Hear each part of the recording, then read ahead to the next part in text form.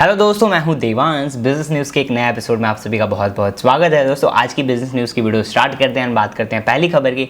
तो पहली खबर ये है कि यहाँ पर टेस्ला ने अपना एक नया मॉडल लॉन्च कर दिया है, मॉडल एस। ये जो है बहुत प्रीमियम कार है और ये कार जो है वो पोर्श की तरह फास्ट है, उसके साथ साथ वॉल्वो की तरह बहुत ज़्यादा कंफर्टेबल है। बहुत प्यारी कार लगी मुझे, डिज़ाइन के मामले में बहुत प्यारा इसका डिज़ाइन है। वैसे मतलब टेस्ला का डिज़ाइन तो सिमिलर होता है, बट ये और थोड़ा प्रीमियम बनाया है। इस कार को और प्रीमियम बनाया गया है। उसके साथ साथ ये इसकी स्पीड बहुत तगड़ी है, ठीक है। और कंफर्ट के मामले में तो मस्त है भाई साहब। इसमें एक नया चेंज आएगा, इसका हैंडल बहुत मतलब शानदार है।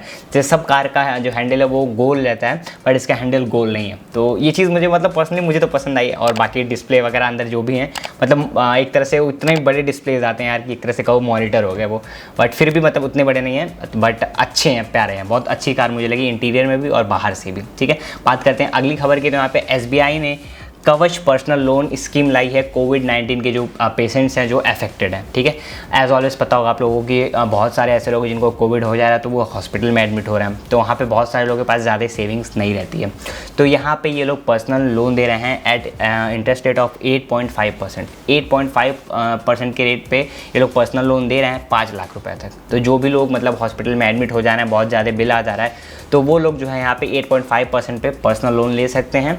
और SBI जो कवच पर्सनल लोन है उसके अंदर अगर आप कोविड पॉजिटिव हैं, अगर आपका कोविड का ट्रीटमेंट चल रहा है तो, ठीक है। बात करते हैं अगली खबर की।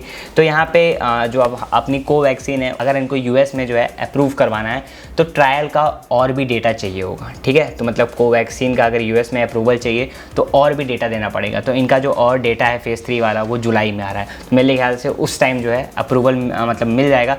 फिलहाल इमरजेंसी यूज़ के लिए हो सकता है, बट वैसे नहीं हो सकता, ठीक है। वैसे अभी इनको अप्रूवल जब तक नहीं मिलेगा तब तक यूज़ नहीं हो सकता है बाहर, मतलब बाहर की कंट्रीज तब तक अभी नहीं लेने वाली हैं, ठीक है। बात करते हैं अगली खबर की।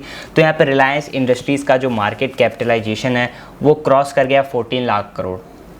14 लाख करोड़ का रिलायंस इंडस्ट्रीज़ का जो है वो मार्केट कैपिटलाइजेशन है। अभी इसके शेयर्स बढ़े हैं, 2200 रुपये तक पहुंच गए हैं, 2227 रुपये तक, ठीक है। अभी जितने जैसे जैसे शेयर्स की प्राइस बढ़ेगी, मार्केट कैपिटलाइजेशन बढ़ेगा, इनकी वैल्यू बढ़ेगी।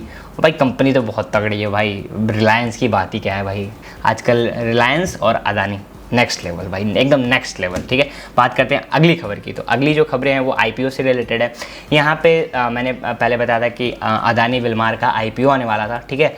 वो आएगा आने वाले टाइम में। अभी एक न्यूज़ और निकल के आई है कि अदानी एयरपोर्ट्स का IPO आएगा, ठीक है। तो अदानी एयरपोर्ट्स का IPO आने वाला है। अभी कोई भी डिटेल ये नहीं है कि किस वैल्यूएशन पे आएगा, IPO का साइज़ क्या रहेगा, अभी ऐसी कोई डिटेल नहीं है। बट फिलहाल में इनका जो है IPO आ सकता है आने वाले टाइम में। दोस्तों, जो अगली IPO की खबर है वो ये है कि यहाँ पे सनसेरा इंजीनियरिंग ने जो है वो पेपर्स फाइल किए हैं सेबी को फॉर IPO, ठीक है। तो आने वाले टाइम में हमें इसका भी IPO देखने के लिए मिल सकता है। साइज़ उतनी बड़ी नहीं होगी, बट IPO आ सकता है, ठीक है। अगली जो IPO की खबर है वो है कि किम्स हॉस्पिटल का IPO ओपन हो रहा है 16 जून से। अगर बात करें प्राइस बैंड की तो यहाँ पे 1815 रुपीज़ से 1825 रुपीज़ पर शेयर का इसका प्राइस बैंड रहने वाला है। टोटल जो है ये 16 से ओपन हो रहा है, ठीक है। और 18 को ये IPO क्लोज हो जाएगा। अगली खबर ये है कि डोडला डेयरी, ठीक है, इसका भी IPO 16 जून से ओपन होगा।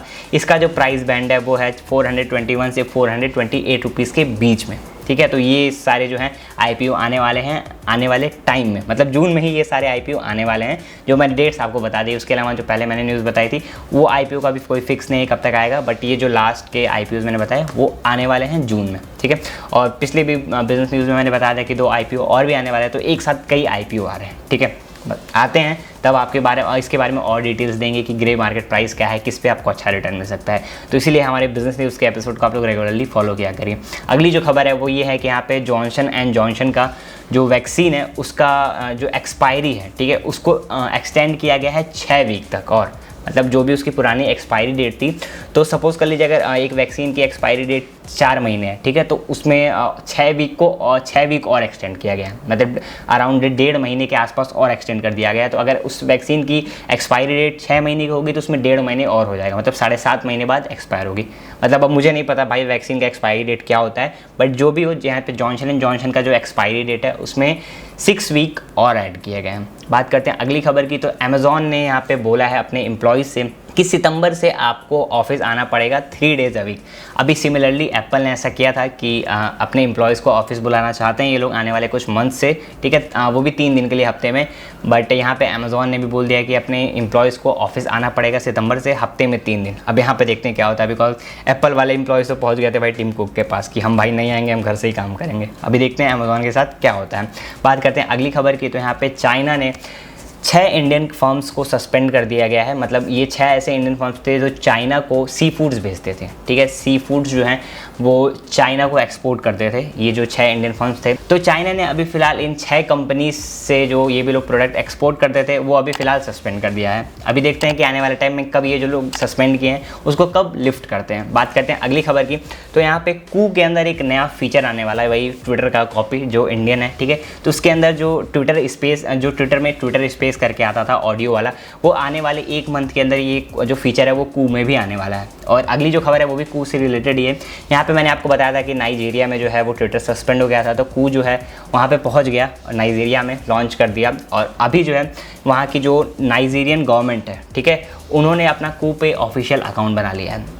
तो भाई यहाँ पे कू वाले मस्त फ़ायदा उठा लिए हैं, बिकॉज वहाँ पे जो है वो ट्विटर बैन हो गया, तो जैसे बैन हुआ कू वहाँ पे पहुँच गया। और कू जो है मेनली इंडियन है, तो इसीलिए अपनी जो कोई भी सोशल मीडिया कंपनी बाहर जब चलती है तो बहुत अच्छा लगता है, ठीक है। तो सिमिलरली आप लगता है कि कू वहाँ पे अपना मार्केट बना लेगा बहुत अच्छा। देखते हैं क्या होता है, क्या हो सकता है ट्विटर पे जो वहाँ पे बैन लगा है वो वापस हो जाए, बट ऐसा नहीं होने वाला है। मेनली गवर्नमेंट से ट्विटर वालों ने पंगा लिया था, देखते हैं क्या होगा। जो भी होगा हम आपको ज़रूर बताएंगे। दोस्तों जो अगली खबर है वो ये है कि यहाँ पे दिल्ली में 6499 मेगावाट की पावर डिमांड देखी गई है थर्सडे को। मतलब थर्सडे को इतनी ज़्यादा पावर की डिमांड आई है।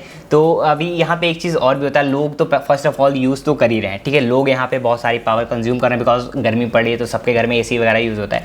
उसके साथ साथ इतनी पावर मतलब डिमांड बढ़ी है तो ज़रूरी नहीं वो लोग ही कर रहे हो, बिकॉज यहाँ पे इंडस्ट्रीज जब चलती हैं तो वो भी बहुत ज़्यादा पावर कंज्यूम करती हैं, ठीक है। तो इस हिसाब से जितनी डिमांड आ रही है उसके हिसाब से बहुत सारे उधर जो प्लांट्स हैं वो फिर से चालू हैं, इसीलिए यहाँ पे पावर की डिमांड बढ़ते चली जा रही है। गर्मियों में 6499 मेगावाट की डिमांड आई है एक दिन में थर्सडे को, ठीक है। तो इस हिसाब से देखा जाए तो इंडस्ट्रीज़ फिर से चालू हो रही हैं और सब चीज़ें अब वापस फिर से काम पे लग रही हैं, मतलब लग गई हैं और क्या, लग रही हैं, सब बात तो बराबर है, ठीक है। अगली खबर ये है दोस्तों कि कर्नाटका के हाई कोर्ट में यहाँ पे एक पिटीशन पड़ी हुई थी बाय दिल्ली व्यापार महासंघ, मेनली अमेजॉन एंड फ्लिपकार्ट के ऊपर, कि ये लोग इतनी जल्दी ये एक्सपेंड कर रहे हैं, तो ये जो ऑफलाइन बिजनेस है इनका लॉस वगैरह हो रहा है। तो ये जो कर्नाटका के हाई कोर्ट में ये पिटीशन पड़ी हुई थी, तो अभी इसको जो है हाई कोर्ट ने इसको डिसमिस कर दिया है, इसको खारिज कर दिया है। बिकॉज बोला भाई सबके पास अपने बिजनेस के राइट्स हैं, तो अगर आप ऑफलाइन आपका धंधा खराब है तो आप भी ऑनलाइन चले जाइए, ठीक है। तो सबके पास अपने अपने राइट्स हैं, तो इसीलिए जो पिटीशन पड़ी थी बाई दिल्ली व्यापार महासंघ उसको इन लोगों ने डिसमिस कर दिया है।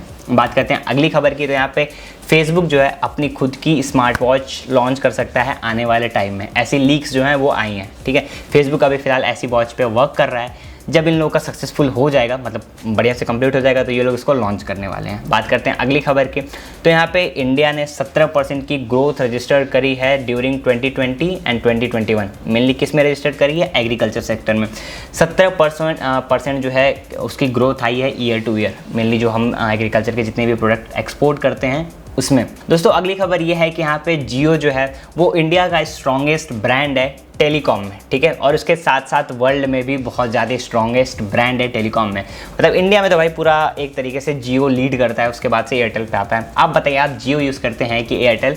तो यही रिपोर्ट है कि भाई इंडिया में तो बहुत ज़्यादा लीड कर रहा है, उसके साथ साथ वर्ल्ड में भी टेलीकॉम वाले सेक्टर में जियो बहुत ज़्यादा आगे है। बहुत सारी नए नए प्रोजेक्ट्स पे जियो काम कर रहा है, जो कि आपको ये सारे प्रोजेक्ट्स आने वाले टाइम में देखेंगे। अभी रिसेंटली जो न्यूज़ आई थी कि ये लोग सब सी केबल बिछा रहे हैं जिसमें इंडिया के सेंटर बनाने वाले हैं, तो उससे बहुत ज़्यादा इंडिया को भी फायदा होगा, ठीक है। इसके ऊपर मैंने बोला था कि अगर आप लोग को वीडियो चाहिए तो मुझे कमेंट बॉक्स में बताइए, मैं ज़रूर बनाऊंगा इसके ऊपर वीडियो। दोस्तों अगली खबर ये है कि यहाँ पे ऑटोमोबाइल सेक्टर में एज़ कम्पेयर टू अप्रैल मई में 55% तक सेल्स डाउन हुई है। जितनी भी कंपनीज कार बेचती हैं, कार मैन्युफैक्चर करते हैं, उसके अलावा जितनी भी अदर ऑटोमोबाइल्स आती हैं, टोटल मिला के 55% तक सेल्स जो है वो डाउन हुई है मई में।